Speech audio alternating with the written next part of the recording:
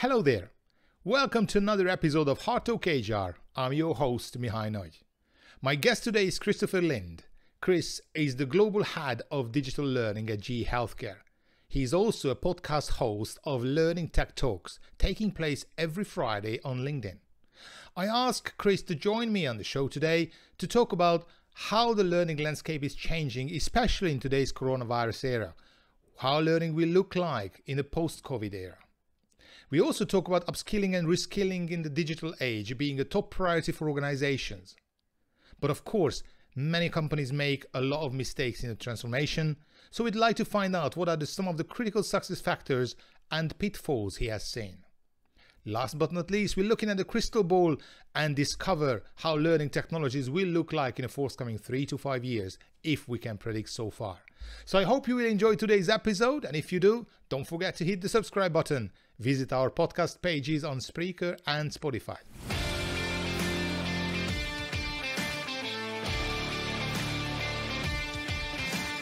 At Hard Talk HR, we bring you fresh ideas and inspiring content from around the world of work.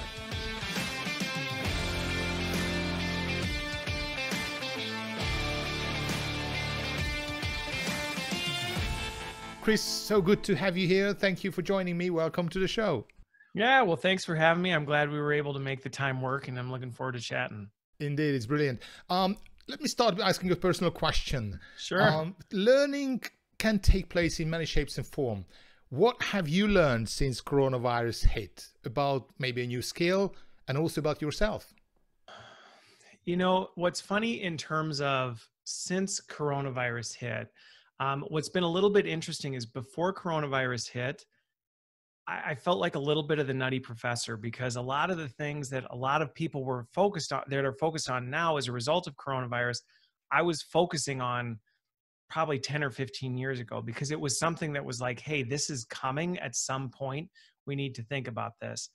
I think the part that I had to really shift and pivot on when coronavirus hit, that I think led to a lot of transformational work that, you know, both inside and outside where I'm at now, is the lack of readiness elsewhere in the organization. So I think for me, it was one of these, like, we're ready to go for anything like this. We can operate in completely the digital world.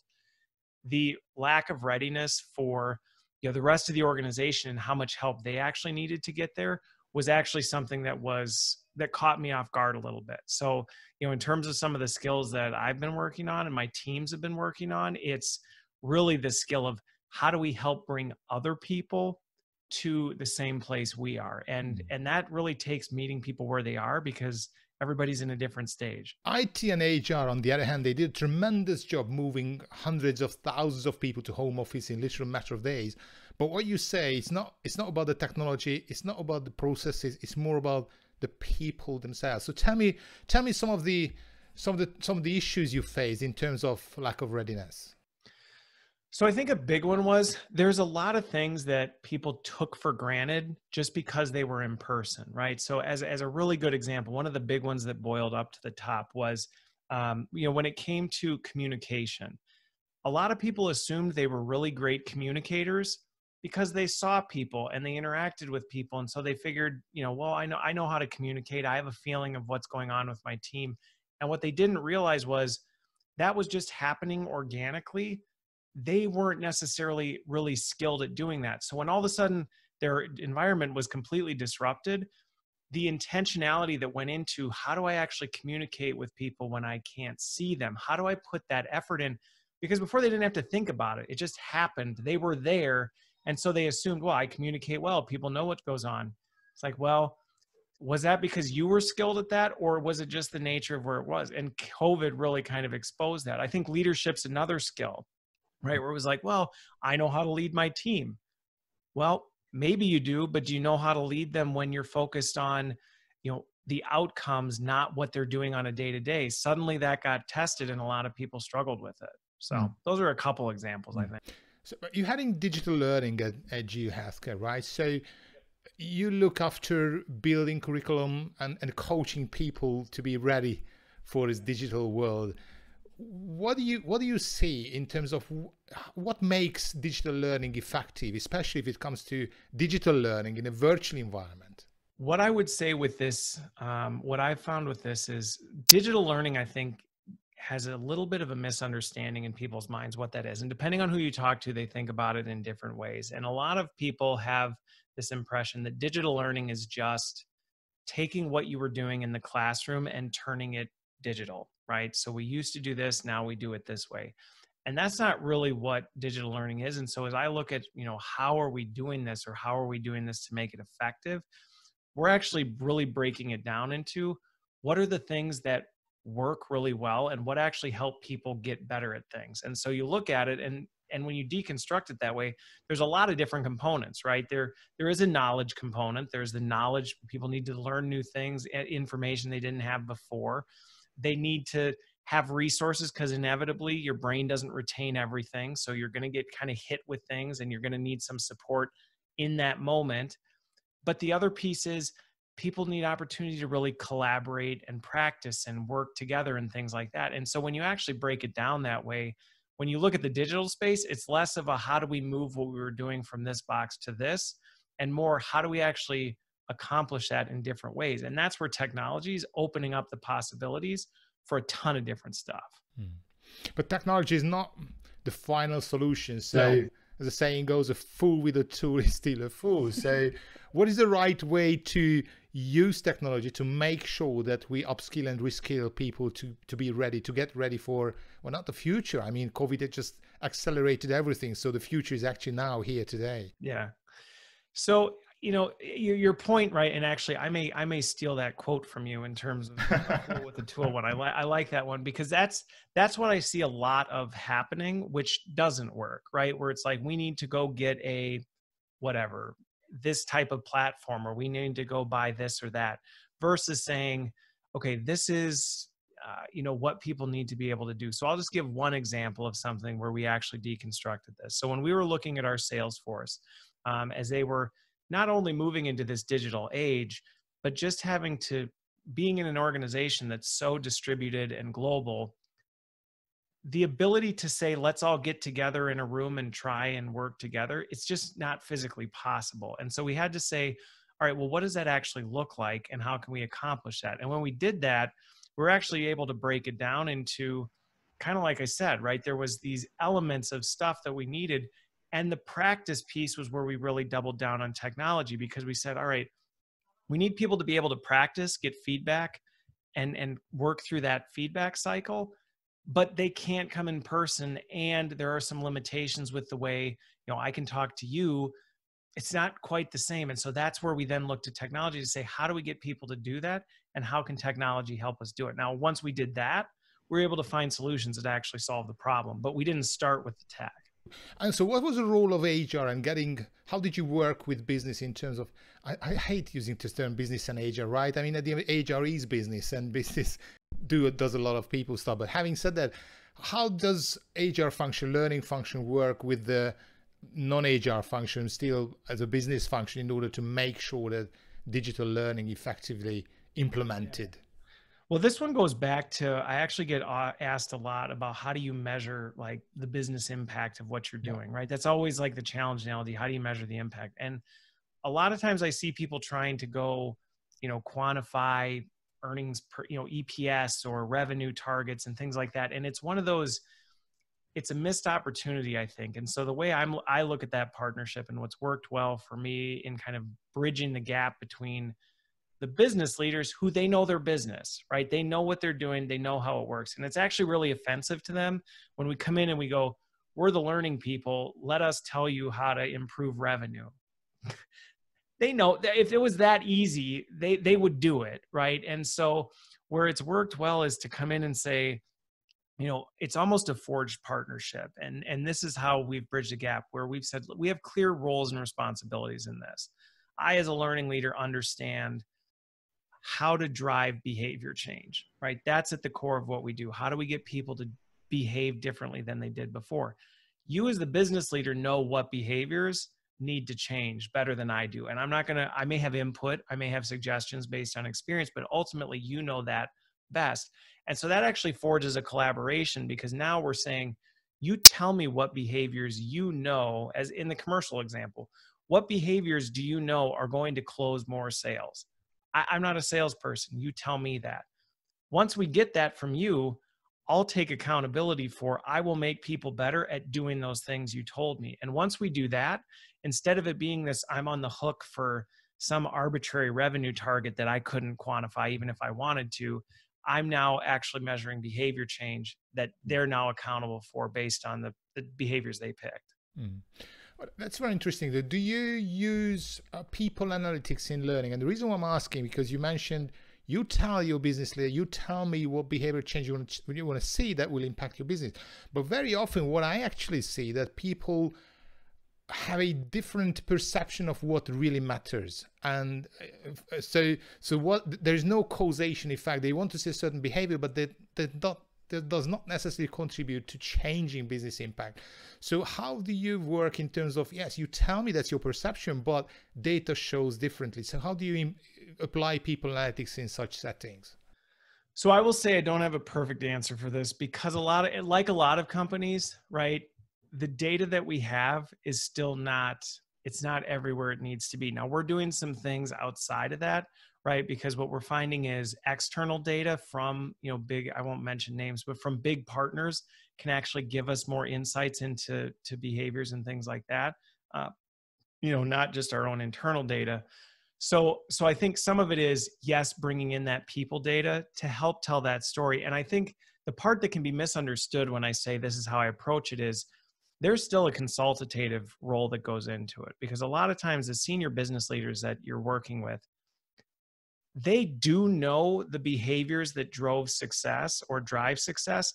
They just don't know how to articulate it, right? They're really bad at like explaining what that is. And so as a consultative side, we really have to dig into like, okay, you said they need to get better at this. Well, normally you have to do the 5 whys of like, well, okay, but why does that contribute? Why does that? Why does that? Why does that? By the time you drill down to that, you actually can start to hone in on that. And then there's buy-in from them. Now, granted, we're augmenting it with people data to see, okay, if said business leader says we need to invest in this, and all the data over here is telling us that's completely arbitrary, that's a conversation we're having. But what I've personally found is a lot of times if you actually drill into it, what they're saying does actually match. It just takes a little bit more work to get to the bottom of it. Let's talk about the crystal ball. Let's talk about the future a little bit. Hard skills, numbers, data. This technology is able to tackle that. Artificial intelligence will potentially take over that sort of aspect of the job. So what skills do you consider will be the most important, maybe not even necessarily the too far future?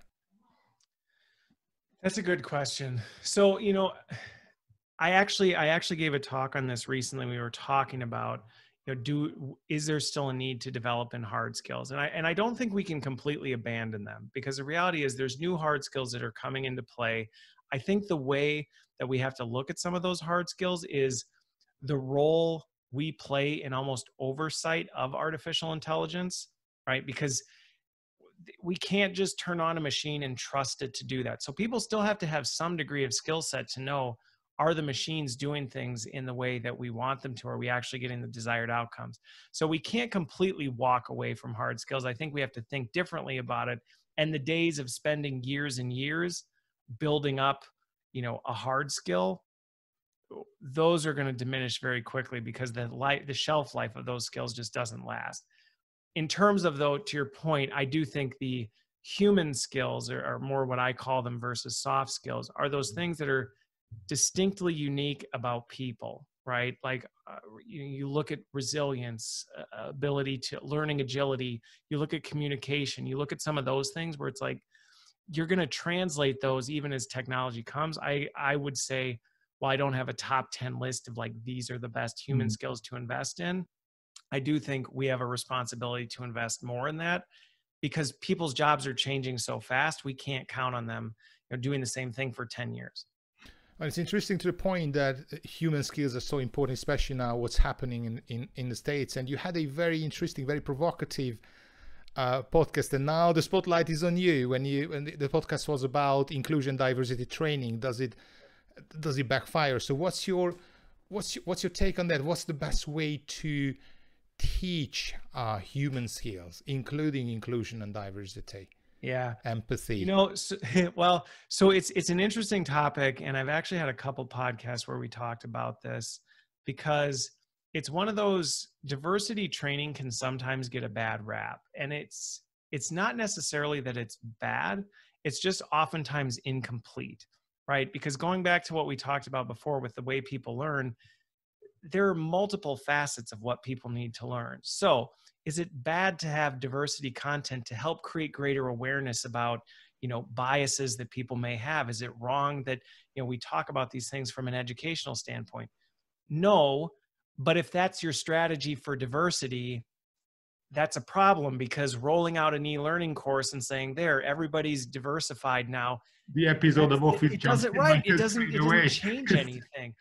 So I think, as we were talking about it, and the stance that I've really taken on this is twofold. One, we need to look for better ways to actually integrate diversity into what we're already doing, right? Right now, a lot of times it's this standalone, like, here, go to diversity training. Well, why in your communication training wouldn't we just talk about, how do you have conversations with people with different viewpoints? How do you have difficult conversations and things like that? That should just be part of your communication, development, not the standalone thing. So I think there's opportunity there, but I think some of the things, and the one that I think you're specifically referencing is, technology allows us to kind of put people in scenarios where we can immerse them in the things we talk about, and they have a chance to practice, how would I handle this, right? How do I handle it when something inappropriate happens in the break room, or when I'm put in a really awkward situation by my boss or a senior leader? I wouldn't encourage companies to go out and say, let's go actually try and recreate these things in the office. That would be terrible. But technology can actually kind of create simulations where we can do that. I think no matter what, though, you can't overlook the fact that all the best learning strategy in the world, if at the end of the day, your HR policies and things, right, the way the business operates isn't built to, kind of revere diversity and say, this is where we want to go, training's not going to solve it. But I think anybody in training would acknowledge that training doesn't just solve anything by itself anyway. So let's move to your, last but not least, your subject matter expert area, which is learning technology. There are many new shiny technologies coming out, popping up every day, but not everything can be, or not necessarily everything should be used in organizations. So what do you see is most realistically will be adopted in organizations? What sort of learning technologies? What are the new trends? And what HR leaders should be aware of? So I have to answer this one carefully. And the reason for it is, every organization is unique. And so, like, I talk to pretty much every technology on the market, and I don't think I've yet to run across one where I would say, oh, this one has no value, right?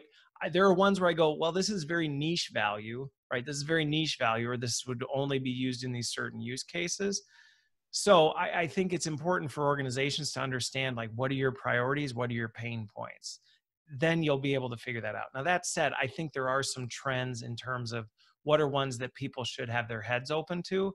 To me, adaptive learning is a huge one, right? We've talked for years about how wouldn't it be great if we could only have people go through what they actually need.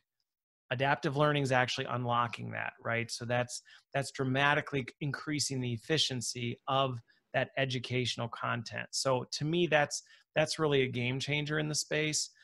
Can you give a few examples of good application or application of adaptive learnings in a real life situation? So, like with adaptive learning, a lot of the things we teach internally, they're big, long, complicated subjects, and there's a lot of information that you have to know. But the problem is that everybody's personal experience and educational level puts them at a different threshold.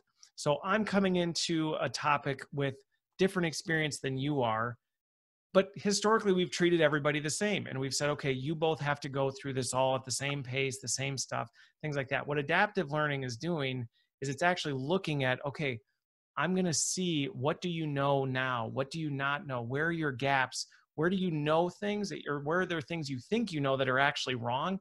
And let's only tackle those things. So that could be applied literally anywhere. I mean, one we're talking hard skills is a perfect one. You look at learning Python, you don't necessarily need, you may have somebody who knows C++. They may understand the fundamentals of computer science. Somebody else may be coming in at ground zero. And what adaptive learning can do is bring both people in, meet them where they are, and then take them to the same destination. So I think that's where adaptive learning is really changing things. Anything else besides adaptive learning? What would you see? What are the sort of the trends will be hot in the forthcoming 3 to 5 years? You know, I think as we adopt more of this technology that allows us to capture more data points on things, if you look at this, we're in a state now where we're capturing a lot of data, we're capturing more and more data to the point where we're not going to be able to analyze it. That's where I think artificial intelligence and machine learning is going to help us to start to identify trends, heat map where people are in the organization so that we can actually do better people analytics from an L&D standpoint. So I think that's one area that's continuing to grow. I still see that in its infancy just because companies aren't where they need to go. I think some of the ones that are going to pick up sooner are, I don't want to say virtual reality because that's very niche. I think there's applications, but I think simulation, right? Simulation is we're going to see that in coaching. We're going to see that in human skills, things like that. I see digital adoption technology really picking up. So instead of teaching people software is going to automate and teach you only what you know. It's kind of an adaptation of adaptive learning. So, I mean, wow, now that I think about it, I could probably talk about that for another hour, but those are some of the big ones that I see really boiling to the surface. You know, right now, short-term virtual learning, right? Blended learning is becoming a huge trend. So I think we're going to see that for a while to come. So would you say that the instructor-led traditional sort of classroom learning era, is this over? No, in the sense, is it over? No. Is it going to dramatically change and never look like what it looked like before? Yes. And what I mean by that is the role of the facilitator, and to me, this needed to change a long time ago. So this isn't necessarily just the result of COVID, but the role of the facilitator is dramatically changing. We've talked for decades, probably longer than that, about moving from the sage on the stage to the guide on the side, right? That's all in the academic sense. That's what things are happening. Facilitators are going to move from these, fire hoses of content to actually facilitating conversation, interacting, driving problem solving with people, because they're going to have to work in this hybrid digital environment. It's no longer going to be what it looked like before. But to me, the role of the facilitator still remains just as critical. Last but not least, if any of our viewers, HR leaders, practitioners, they get inspired and they'd like to make a difference. They want to walk up to their CEO and say, let's start reinventing learning in our company. What would you suggest where to start? So 2 things. I guess I'll say these 2 things. So first of all, one of the biggest things is, as an L&D leader, you really need to take a hard look in the mirror, right? You need to take a hard look in the mirror and be objective about what are you doing today? Because if you don't do that, you're going to miss the opportunity to actually fix where things are broken. Because the reality is a lot of the things we're doing are broken for a multitude of reasons, but we have to come to the table with recognizing that so that we can say, where do we want to go?